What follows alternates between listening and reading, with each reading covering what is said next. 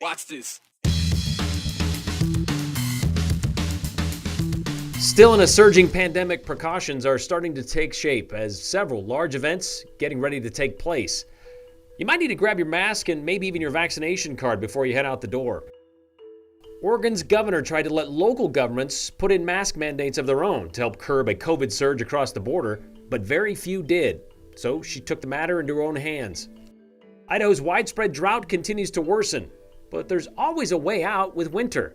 Just how much snowpack do we need to get back to normal? Well, that return to quote-unquote normalcy during a pandemic seems to be as elusive as Boise State running back George Alani. Just when we think we're there, he's not. And add to that the seemingly endlessly moving end zone. We were supposed to be ready to fill Albertson Stadium to the brim this fall with tens of thousands of fans cheering on the Broncos. 6 home games, 6 sellouts, according to the athletic director. And that could still be the case, but it won't be like normal. Because today, the school announced, effective tomorrow, facial coverings must be worn in public spaces indoors and crowded spaces outdoors. That goes for all on-campus and off-campus places owned and operated by Boise State University.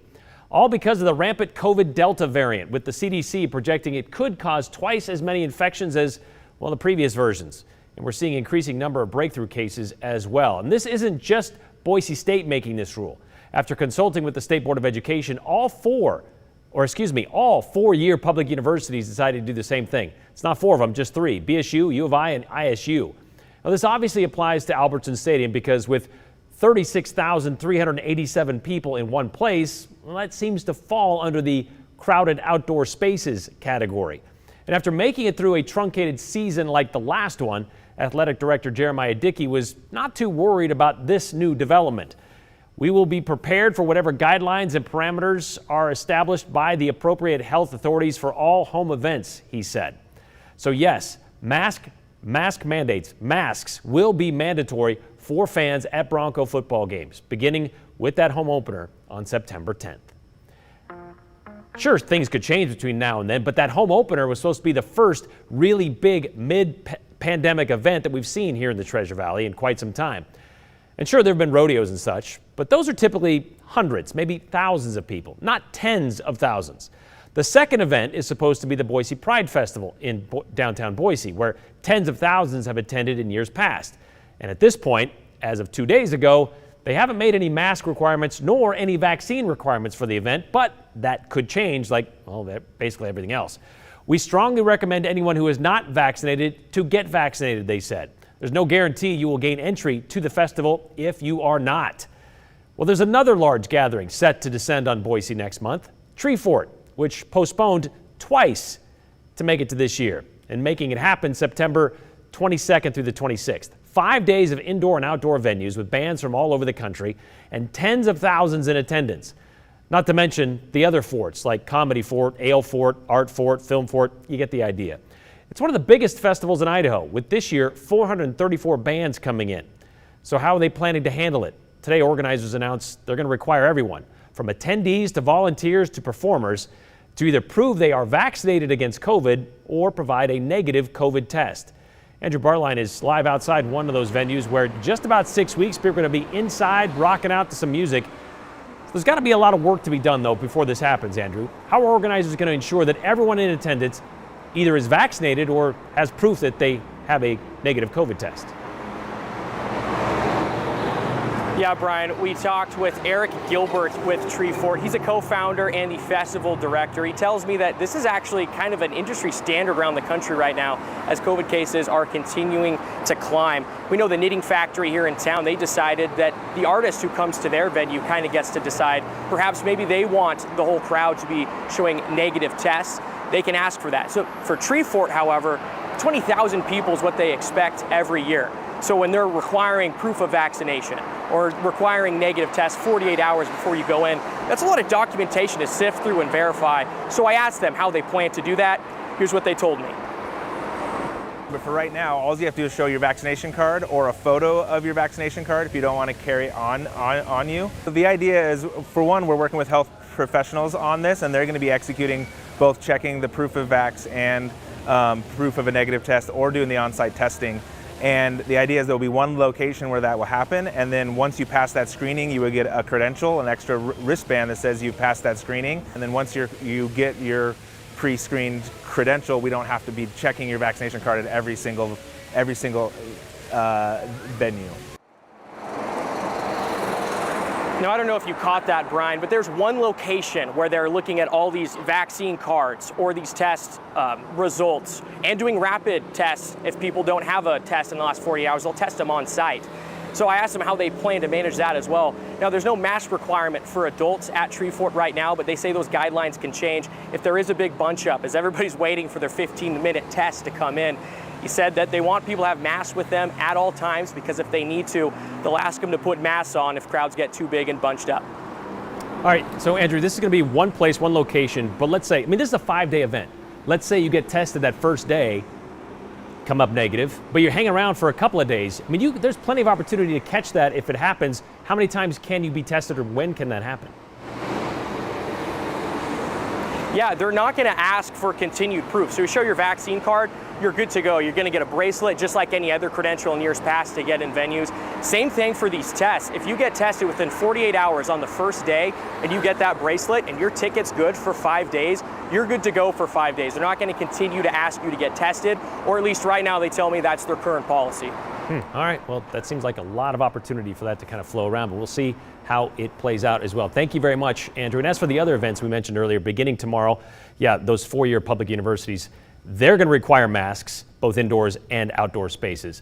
So we talked about the Pride Fest, which again happens on the same weekend as for the first Boise State home game. No restrictions in place as of now, but they're still weighing their options, and they could even implement vaccine requirements. Still not off the table this year.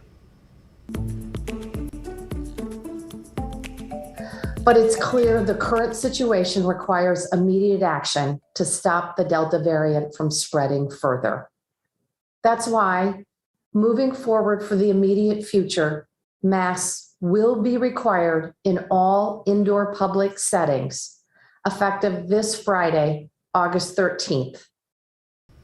Our well-known institutions in Idaho, they're not the only ones back to masks. Starting Friday, our neighbors to the west will have to wear masks indoors because of the surge in COVID cases and hospitalizations there. And that includes businesses, grocery stores, gyms, entertainment venues. Governor Brown, in announcing it this afternoon, also issued a warning saying the state's healthcare system could be overwhelmed if things continue this way. At first, Governor Brown, she left it up to local control whether or not to implement a mask mandate in their area. She'd asked local officials to do that, to implement their own mask mandates, but almost none did. So as you heard, beginning Friday, everyone over the age of 5 is going to be required to wear a mask while indoors. Why now? Well, Oregon set a record for the number of daily cases yesterday, COVID cases, positive cases, as well as hospitalizations and people in the ICU. Back on July 1st, Oregon recorded 170 COVID cases across the state. 170, that's it. Yesterday, more than 2,300 cases were reported. And that's been happening closer to the 208. As of last week, Malheur County, Oregon's second largest county by size, but not by population, and you can see there right next to Idaho, has had the second highest case numbers per 100,000 people, and Malheur County also has one of the lowest vaccination rates in the entire state of Oregon. Currently, they also have a 18.9% positivity rate with their COVID tests. Baker County, just a little further north there, also along the Idaho border, a 29.3 positivity rate. As we mentioned before, the World Health Organization, the WHO that is, suggests that threshold of that percent positivity, they want it right around 5%. That's an indicator that the spread of the virus has slowed to a manageable level. And we came pretty close to hitting record COVID numbers in Idaho yesterday. More than 750 confirmed and probable cases just that one day. We haven't seen numbers like that since mid-January. Back then, it would have been enough to send us back into stage 2 of Idaho's reopening plan, meaning limiting those gatherings to 10 people or fewer. Governor Little will be at Nampa High School tomorrow for a press conference where he is expected to talk about the status of COVID-19 here in Idaho. We don't know, though, no word on what, if anything, he's expected to announce. Again, if he's expected to announce anything when it comes to COVID restrictions here in Idaho. We're going to be streaming that press conference at ktvb.com, and it begins at 1 o'clock.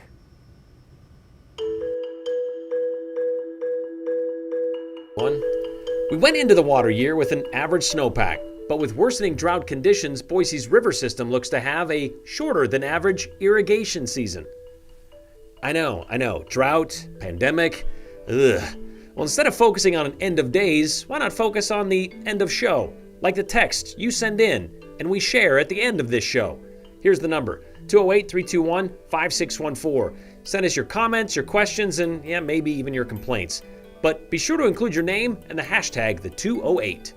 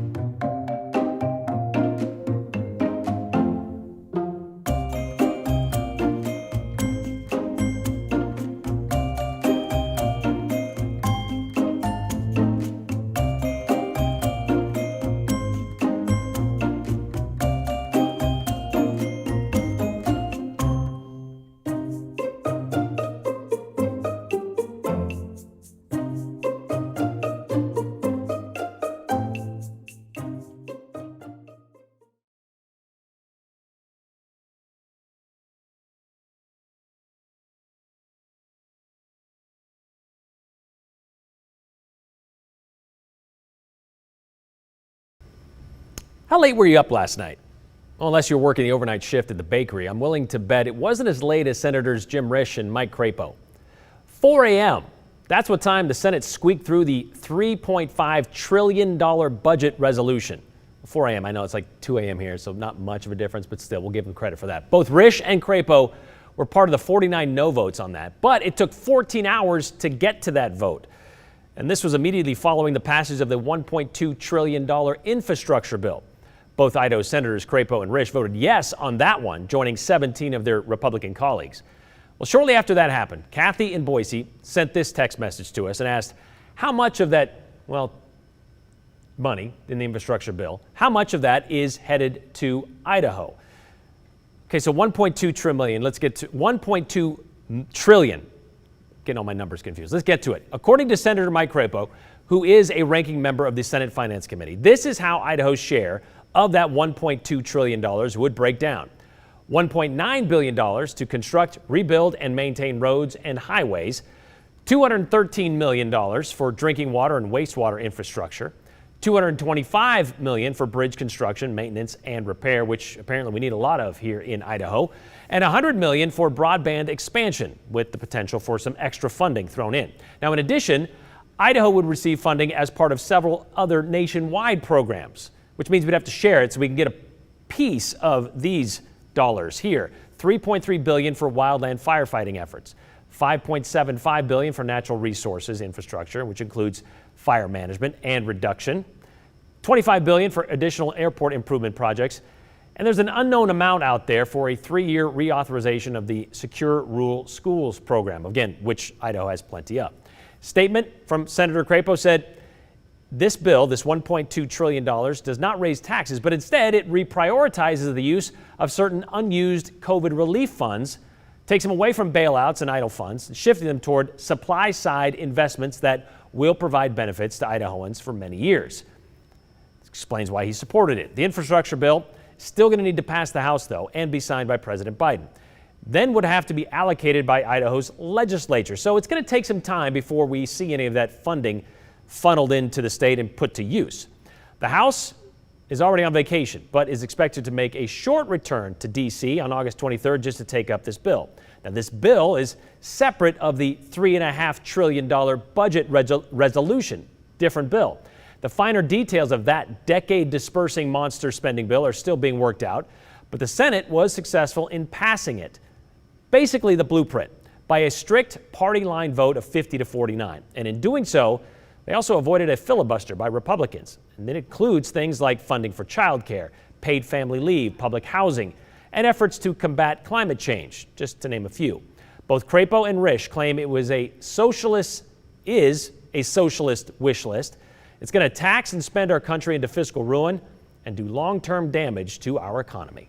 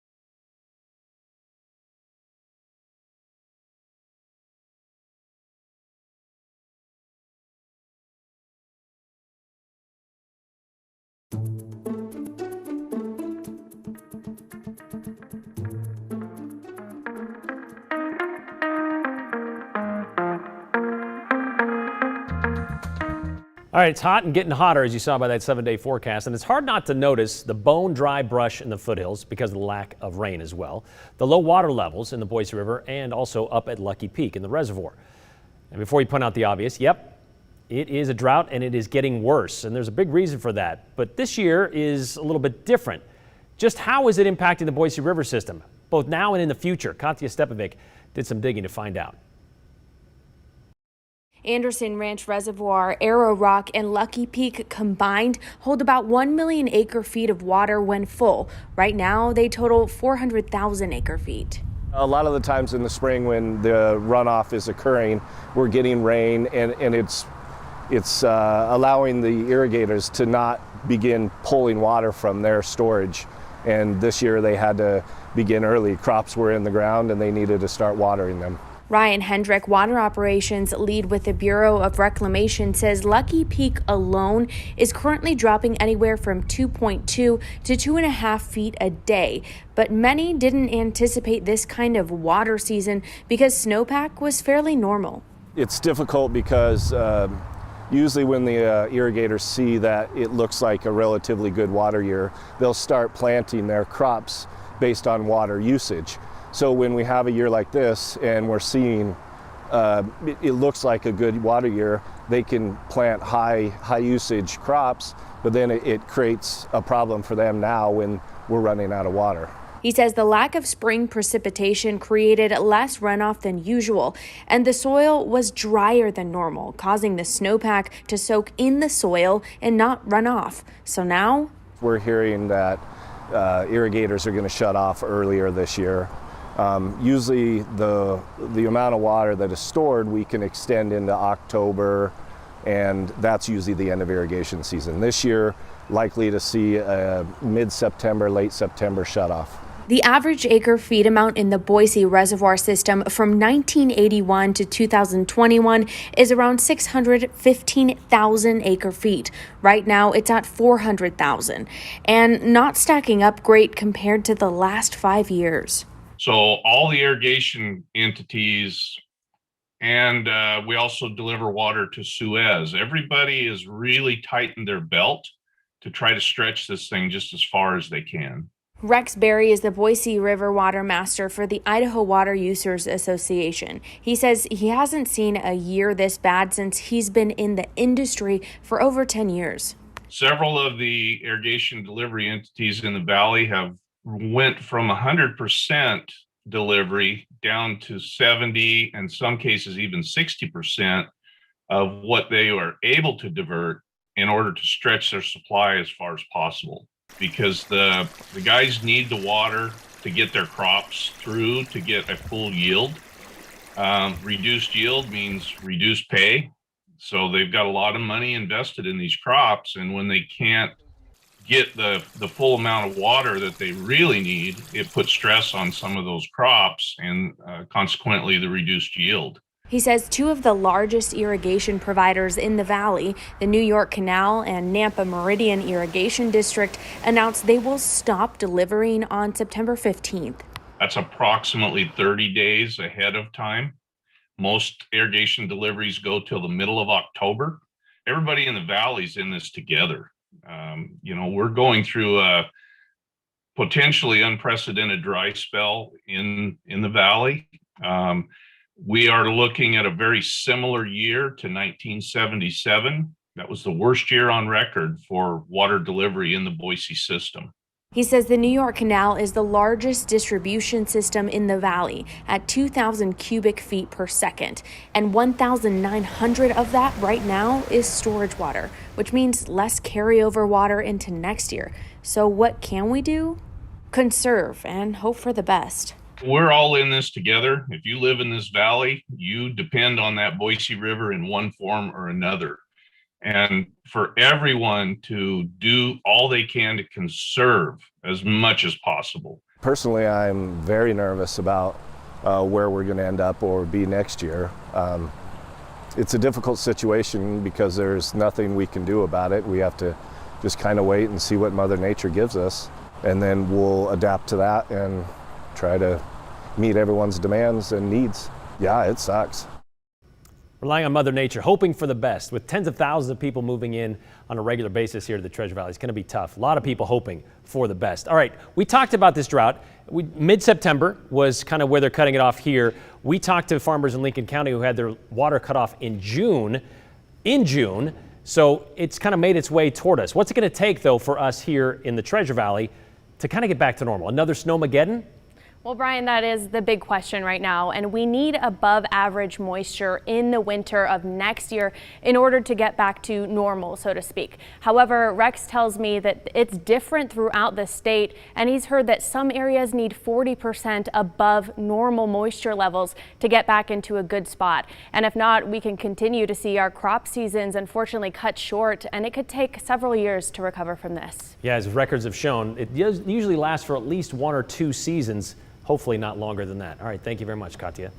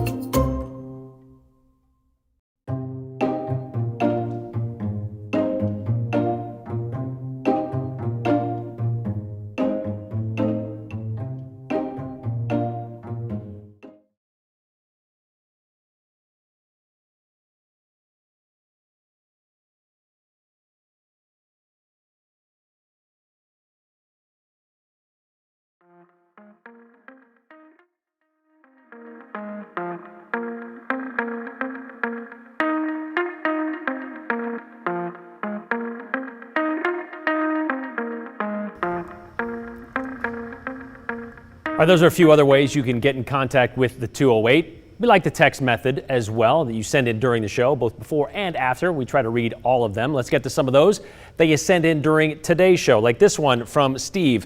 Typical for Republican senators from Idaho, vote for more concrete and asphalt improvements, but not for people improvements.